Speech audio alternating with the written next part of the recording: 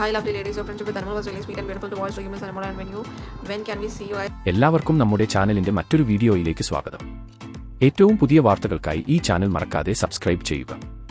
Big boss Malayalam 7ാം സീസണിൽ മത്സരാർത്ഥികളായി എത്തി നിരവധി ആരാധകരെ സ്വന്തമാക്കാൻ ആദിലയ്ക്കും നൂറയ്ക്കും സാധിക്കുകയുണ്ടായി. സമൂഹമാധ്യമങ്ങളിൽ ഇവരോടുള്ള ആരാധകരുടെ സ്നേഹം വളരെ ഏറെ പ്രകടമാണ്. ഫാൻസിന്റെ കരുത്തിൽ തങ്ങളാണ് മുൻപിൽ എന്ന് പറഞ്ഞ് ആദിലയുടെയും നൂറയുടെയും ആരാധകർ തമ്മിൽ മത്സരം നടക്കുന്നു. ഈ സമയം ലൈവിൽ വന്ന ഒരു ആരാധകന്റെ ചോദ്യത്തിന് നൂറ് നൽകുന്ന മറുപടിയാണ് രണ്ടുപേരുടെയും ആരാധകരുടെ ഹൃദയം തൊടുന്നത്. ആദിലയെ പ്രൊപ്പോസ് ചെയ്യുന്ന കോഴിക്കുഞ്ഞുങ്ങളോട് എന്താണ് നൂറയ്ക്ക് പറയാനുള്ളത് എന്നായിരുന്നു ഒരു ആരാധകൻ നൂറയോട് ചോദിച്ച ചോദ്യം. എനിക്കവരോട് പ്രത്യേകിച്ച് ഒന്നും പറയാനില്ല, അവൾ എന്റേതായി കഴിഞ്ഞല്ലോ, അതുകൊണ്ട് പ്രൊപ്പോസ് ചെയ്തിട്ട് കാര്യം ഒന്നും ഇല്ല എന്നായിരുന്നു അപ്പോഴത്തെ നൂറയുടെ വാക്കുകൾ. ബിഗ് ബോസ് കഴിഞ്ഞതിന് പിന്നാലെ സമൂഹമാധ്യമങ്ങളിൽ കൂടുതലും ട്രോളുകൾ ഇറങ്ങിയത് നൂറയ്ക്ക് ലഭിക്കുന്ന പ്രൊപ്പോസലുകൾ കണ്ടു ഞെട്ടുന്ന ആദിലയെക്കുറിച്ച് പറഞ്ഞായിരുന്നു.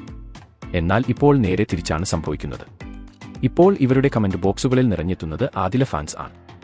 ആദിനെ ഞങ്ങൾക്ക് തരുമോ എന്നാണ് ഫാൻസിന്റെ നൂറയോടുള്ള ചോദ്യം. കഴിഞ്ഞ ദിവസം റെന, ഫാത്തിമ, നോറ എന്നിവർക്കൊപ്പം കോഴിക്കോട് അടിച്ചുപൊളിക്കുന്ന നൂറയുടെയും ആദിലയുടെയും നിരവധി വീഡിയോകളാണ് വന്നത്. ഡാൻസും തമാശയും എല്ലാമായി ഫുൾ വൈബിലായിരുന്നു 4 പേരും. ബിഗ് ബോസ് ഹൌസിൽ വെച്ച് നൂറയും റെനയും തമ്മിൽ വലിയ ഫൈറ്റ് ഉണ്ടായിരുന്നു. സെറിലാക്ക് അമ്മായി എന്ന് വിളിച്ചാണ് റെനയെ നൂറ നേരിട്ടത്. എന്നാൽ നൂറയ്ക്ക് മുൻപിൽ പിടിച്ചു നിൽക്കാനാവാതെ ഒടുവിൽ റെന കരയുന്ന അവസ്ഥ വരെയുണ്ടായി.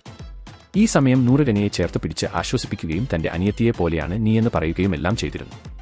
ബിഗ് ബോസ് ഹൌസിൽ നിന്ന് 49ാമത്തെ ദിവസം ആണ് റെന എവിക്റ്റ് ആയത്. ബിഗ് ബോസ് വീട്ടിൽ വെച്ച് ഉണ്ടായിരുന്ന സൗഹൃദത്തെക്കാൾ ബിഗ് ബോസ് വീട്ടിൽ നിന്ന് ഇറങ്ങിയതിനു ശേഷം ആണ് ഇവർ കൂടിയത് എന്ന് വേണം പറയാൻ. എന്നിരുന്നാലും ആദിലയോടും നൂറയോടും ഓരോ വീഡിയോക്കും ലൈവിനും താഴെ തങ്ങളുടെ പഴയ ബേബി സുഹൃത്തായിരുന്ന അനുമോളെ പറ്റി ചോദിക്കാനും ആരാധകർ മടിക്കാറില്ല എന്നതാണ് വാസ്തവം.